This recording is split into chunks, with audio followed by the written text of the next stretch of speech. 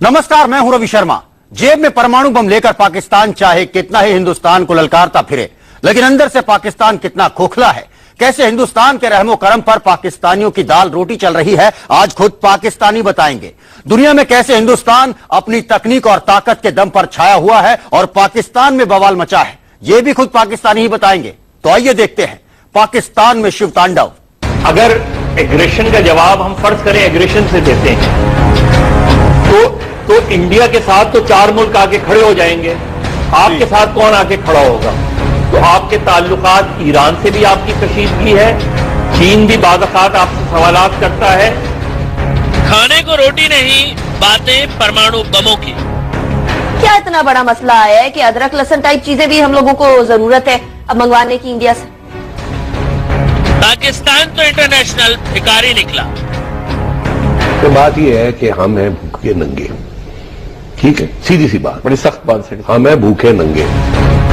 दुनिया में नहीं रही पाकिस्तान की हैसियत। हमारे में कोई सेल्फ एस्टीम नहीं है, हम अपने पांव पे आज तक खड़े नहीं हो सके। पाकिस्तान में टीवी पर शुरू हुआ घमासान। पाकिस्तान की पोजीशन इस कदर कमजोर हो गई है कि आज बहैसियत स्टेट हमें अमेरिका से यह कहना पड़ा है कि अगर बॉर्डर पर भारत कोई जारहियत दिखाता है तो भाई अमेरिका आए, हमारी मदद करे। देखिए पाकिस्तान में शिव तांडव। जंग जंग चिल्लाने वाले पाकिस्तानी आज आईना देखेंगे। पाकिस्तानियों को समझ आएगा कि जंग तो दूर की बात, उनके मुल्क की हैसियत भूख से लड़ने तक की नहीं। दाल सब्जी के लिए भी पाकिस्तान को हिंदुस्तान की तरफ मुंह ताकना पड़ता है। यकीन नहीं तो खुद सुनिए कैसे लहसुन प्याज भी पाकिस्तान को हिंदुस्तान ही देता है। पिछले 5 साल के दौरान पाकिस्तान ने इंडिया से 15 अरब किलो जो है हमने सब्जियां, मिक्स सब्जियां, जिसमें आप आलू है, जिसमें ऑनियन है, जिसके अंदर भिंडियां, बाकी जो सब्जियां वो मंगाई हैं, जिसपे हमारा जो 23 करोड़ रुपया खर्च हुआ है। उसके साथ हमने जो जिंजर है, अदरक 29 करोड़ किलोग्राम पिछले 5 साल में मंगाई है, जिसपे हमने 2 करोड़ रुपए खर्च किए हैं। साथ साथ हमने 104 करोड़ किलोग्राम मंगाया है, टोमेटोज मंगाए हैं, उस पर हमारे कुछ 4 करोड़ खर्च हुए हैं। और उसके बाद गार्लिक, लहसुन, आपको पता सादा जुबान में बात करें ना, टमाटर, अदरक, लहसुन, ये हर सालन में लहसुन जो आपको पता होगा, उसके बगैर तो आप वो हंडिया का मजा ही नहीं आता। वो हमने कोई 16 करोड़ किलोग्राम मंगाए हैं पिछले 5 साल के दौरान। ये आवाज पाकिस्तान की आवाम की है, जिसने जमीन पर उतरकर पाकिस्तान की हैसियत को ताकत के तराजू में तौला है। और वो 10 मिनट में समझ गए कि भारत से टकराना तो दूर, पाकिस्तान की हैसियत बराबर खड़े होने की भी नहीं है। तभी तो थिंक टैंक, हुक्मरान और किस्मत को पानी पी पी कर कोस रहे हैं। अब इतना बुरा वक्त आ गया कि हम अदरक, लहसुन और टमाटर ऐसे मुल्क से मंगवाएंगे जिससे हमें पता ही नहीं होता हमारे रिलेशनशिप कब अच्छे हो जाएं, तो कब बुरे हो जाएं, कब तनाज़ात बढ़ जाएं और तमाम की तमाम जो बॉर्डर्स हैं वो बंद हो जाएं। देखें जी, हम इतने बदकिस्मत लोग हैं कि जब पाकिस्तान बना था तो 17 अजला पंजाब के हमारे हिस्से में आए थे और 13 अजला पंजाब के इंडिया के हिस्से में आए थे। आज वो 13 अजला 120 करोड़ की आबादी को फीड कर रहे हैं। क्या हमारे 17 अजला 20 करोड़ की आबादी को फीड नहीं कर सकते? पाकिस्तान की सियासत का वजूद ही भारत से नफरत पर टिका है और हुक्मरान इस सच को कबूल करने को तैयार नहीं। खाना पानी तो छोड़िए, पाकिस्तान की आवाम बॉलीवुड फिल्मों की मुरीद है और हुकूमत को इसका एहसास हुआ 4 दिन भारतीय फिल्मों को बैन लगाकर।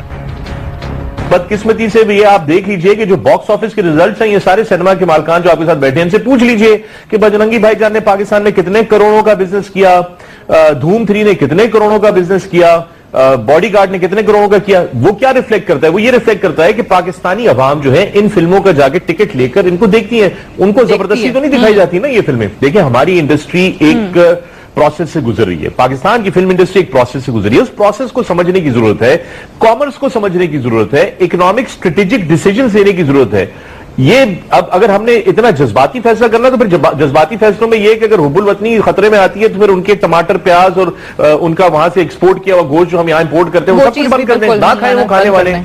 आज पाकिस्तान एक आतंकियों की जन्नत माना जाने लगा है और अमेरिका के आगे जो झोली फैलाकर आर्थिक मदद लेता है, उसने पाकिस्तान की छवि एक इंटरनेशनल भिखारी की बना दी है। ये वाकई ऐसा है कि पाकिस्तान की पोजीशन इस कदर कमजोर हो गई है कि आज बहैसियत स्टेट हमें अमेरिका से ये कहना पड़ रहा है कि अगर बॉर्डर पर भारत कोई जारहियत दिखाता है तो भाई अमेरिका आए, हमारी मदद करे, उस फायरिंग को रुकवाए। जी बिल्कुल, इसमें तो कोई दो राय नहीं। और जहां तक अमेरिका का ताल्लुक है, जॉन कैरी जो है उनकी विजिट के ऊपर मुख्तलिफ कमेंट्स हो रहे हैं कि जब वो भारत जाते हैं तो वहां अरबों की बिजनेस की बात करते हैं, जब पाकिस्तान आते हैं तो फिर 25 करोड़ एक आपको भीख के तौर पे दे दिए जाते हैं। भारत तकनीक और ताकत के मामले में उस मुकाम पर खड़ा है जहां से दुनिया इज्जत भरी नजरों से देखती है, लेकिन बच्चों की तरह जंग की जिद करने वाले पाकिस्तान को पूरी दुनिया में कोई पूछने वाला तक नहीं। ये बात हुक्मरान भले ही ना समझते हों, लेकिन इसका एहसास पाकिस्तान के समझदार और पढ़े लिखे इस तबके को जरूर है। देखिए, मसला ये है कि आप अगर इंडियन एग्रेशन नहीं है तो कोई तो आप इर्द गिर्द में आप देखेंगे ना कि कोई तो मुल्क अगर एग्रेशन का जवाब हम फर्ज करें एग्रेशन से देते हैं तो इंडिया के साथ तो 4 मुल्क आके खड़े हो जाएंगे। आपके साथ कौन आके खड़ा होगा? हत्ता तो यह है कि आपके साथ अरब कंट्रीज आके नहीं खड़ी होती, आपके साथ इस्लामी ब्लॉक आके नहीं खड़ा होता। हमारा केस डिप्लोमेटिकली भी कमजोर हो जाता है और हमारा केस अदरवाइज भी कमजोर हो जाता है।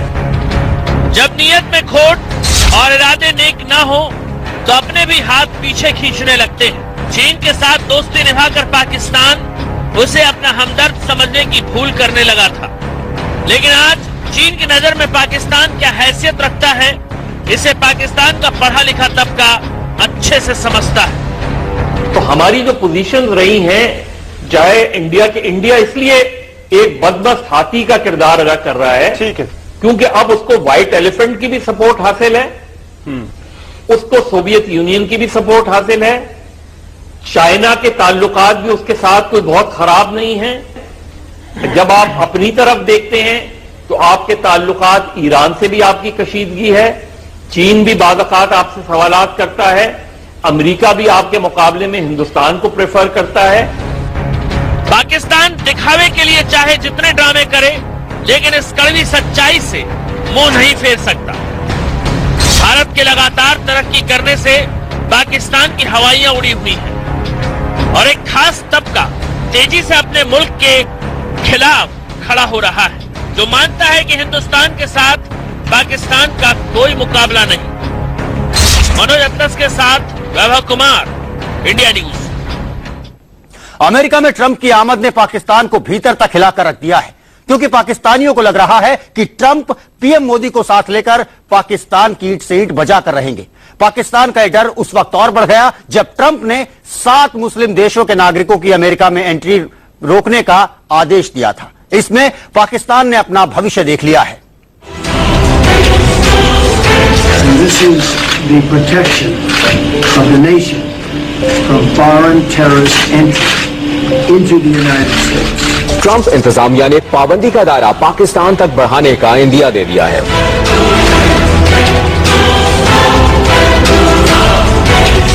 पूरे पाकिस्तान में अफरा तफरी मची है, थिंक टैंक चैनलों पर चीख रहे हैं, पाक हुक्मरानों के होश उड़े हुए हैं और वजह सिर्फ एक है, खुद पाकिस्तान।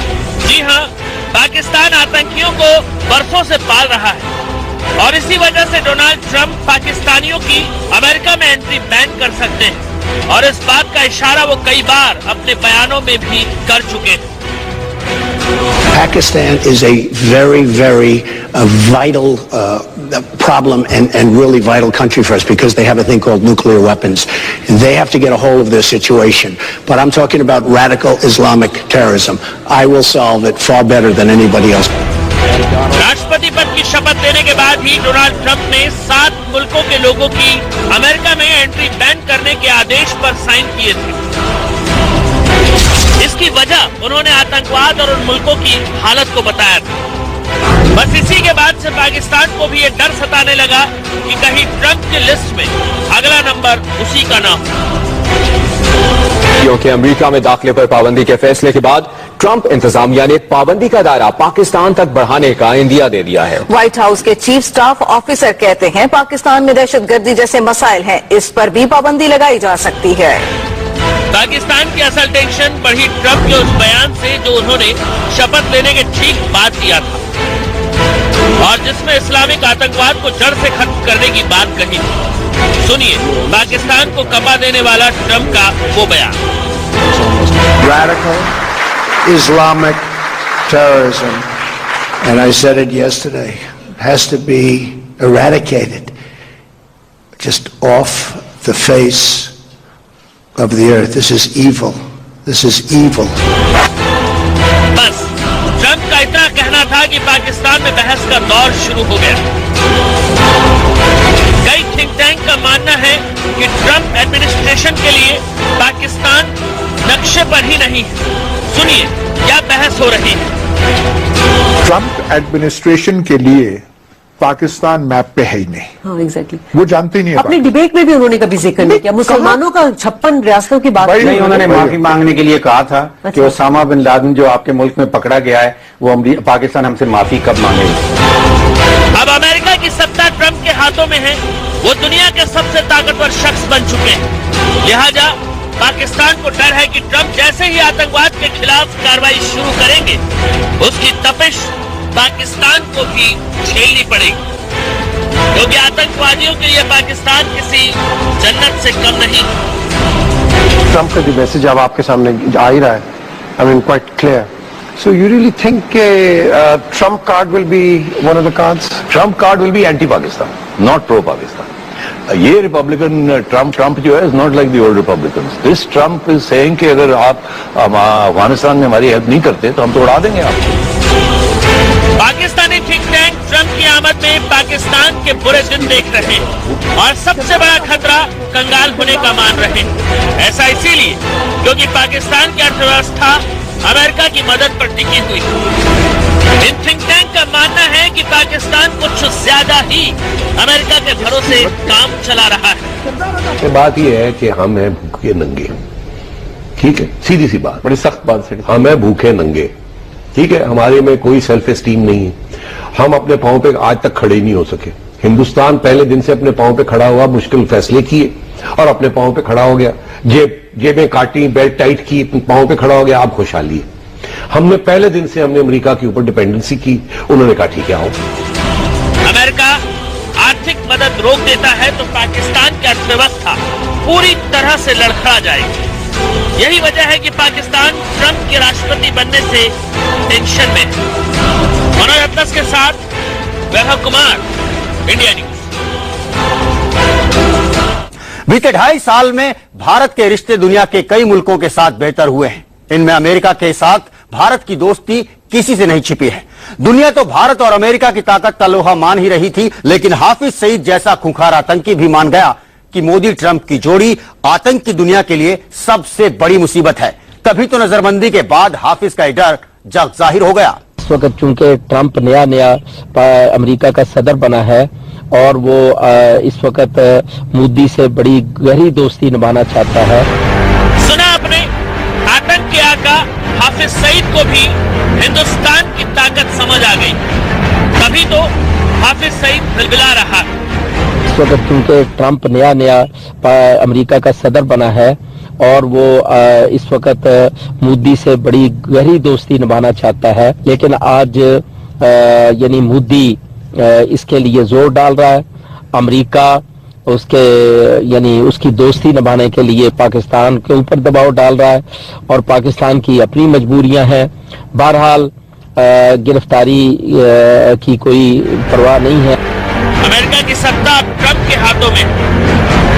ट्रंप मोदी की पहली ही बातचीत में दोनों नेताओं का एक दूसरे को अपने अपने देश आने का न्योता देना साफ कर रहा है कि भारत और अमेरिका की दोस्ती और गहराएगी। ऐसे में पाकिस्तान का बिलखना समझा जा सकता है। मनोज अतलस के साथ वैभव कुमार, इंडिया न्यूज। हाफिज सईद और पाकिस्तानी हुक्मरानों को हिंदुस्तान की असल ताकत को पहचानने में देर हो गई, वरना पूरी दुनिया तो भारत की ताकत और तकनीक का लोहा लंबे वक्त से मान ही रही थी।